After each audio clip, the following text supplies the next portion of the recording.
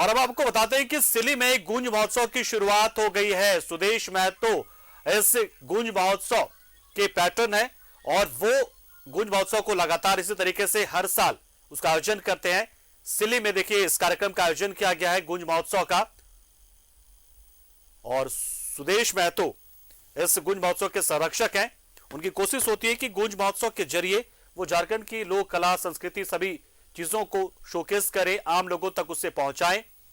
और देखिए उसी कड़ी में सिले में इस बार फिर से गूंज महोत्सव का आयोजन किया गया और हमारे सहयोगी राकेश इस वक्त हमारे साथ जुड़ रहे हैं। उन्हीं से जानते सीधा कि फिलहाल गूंज महोत्सव में क्या कुछ खास देखने को मिलेगा इस साल और अभी क्या कुछ चल रहा वहां पर। राकेश,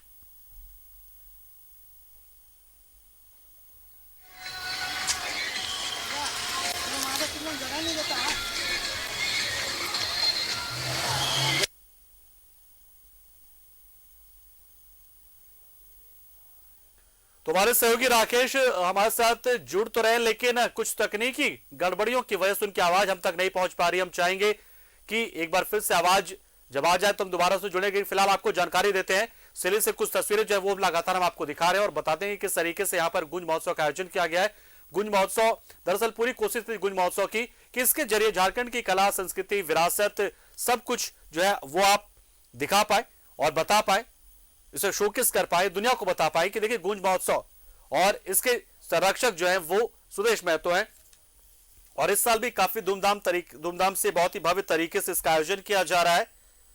सिली को, जो कि उनका विधानसभा क्षेत्र भी है, उसे दुल्हन के तरह सजाया गया है और बिल्कुल ऐसा यहां पर नजर आता है जैसे एक नई दुनिया यहां पर बना दी गई है।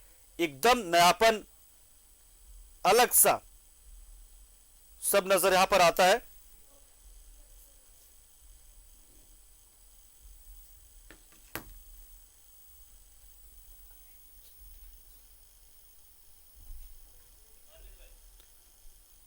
तो गूंज महोत्सव की शुरुआत हुई है। इस दौरान बहुत सारे जो सांस्कृतिक कार्यक्रम है वो पेश किए जाएंगे, बहुत सारे जो स्थानीय कलाकार है। 3 दिनों का ये गूंज महोत्सव होगा और हमारे साथ हमारे सहयोगी राकेश एक बार फिर से जुड़ चुके। राकेश, सिली में फिलहाल क्या नजारा नजर आ रहा है, क्या कुछ खास नजर आ रहा है इस बार?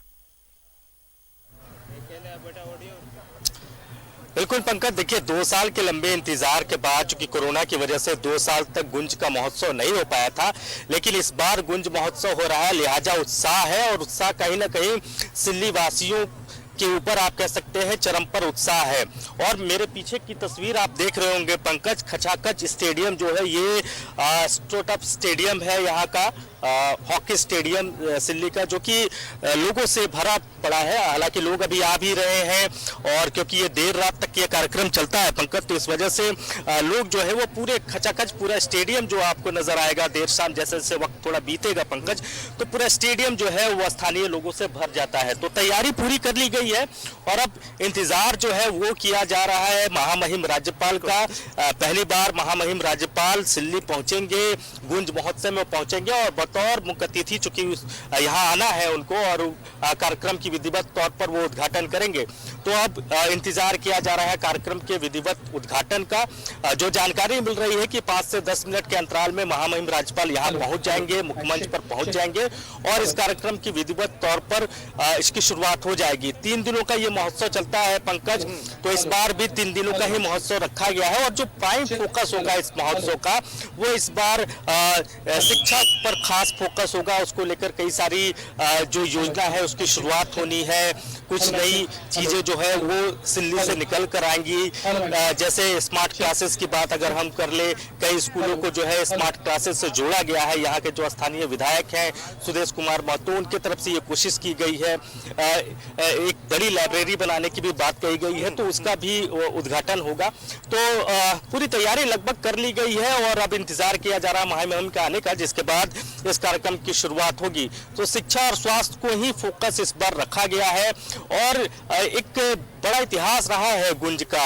अगर आप देखें तो मेरी कॉम से लेकर कई बड़े जो स्टार हैं, बड़े चेहरे जो है वो गुंज महोत्सव में शिरकत कर चुके हैं। हालांकि इस बार ऐसा कोई बड़ा नाम नहीं है, लेकिन इस बार जो स्थानीय कलाकार हैं उनको मौका दिया जाएगा। रंगारंग कार्यक्रम होता है, सांस्कृतिक कार्यक्रम होते हैं, तो हर रंग आपको गुंज में देखने को मिलेगा और 3 दिनों का ये कार्यक्रम होता है। इसकी बड़ी एक तरीके से बहुत आप कह सकते हैं कि वेरिएशन और स्वास्थ्य रहेगा, कई योजनाएं भी शुरू हो सकती है। तो मतलब ये सिल्ली विधानसभा में जो सुदेश महतो है, जो संरक्षक भी है, वो उनके स्तर पर होता है या फिर सरकार भी इससे मतलब कैसे योजना कैसे लाई जा सकती है, ये समझना चाह रहे जरा सा।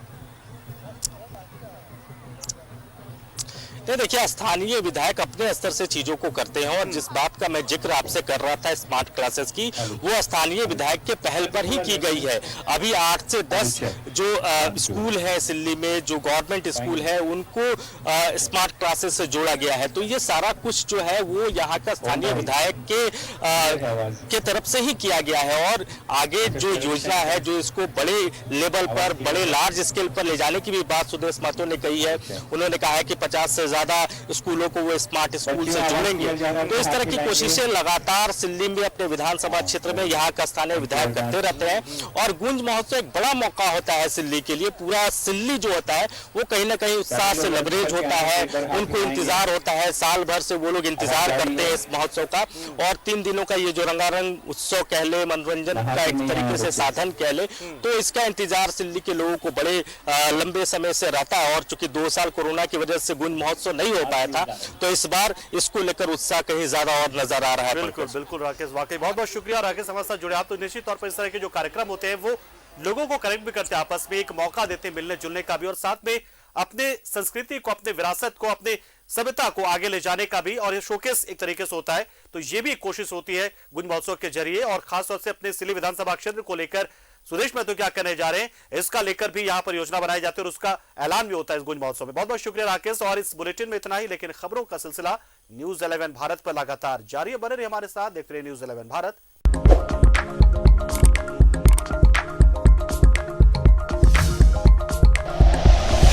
Like and share videos, subscribe करें हमारा चैनल और प्रेस करें बेल आइकॉन। न्यूज़ 11 भारत, सच है तो दिखेगा।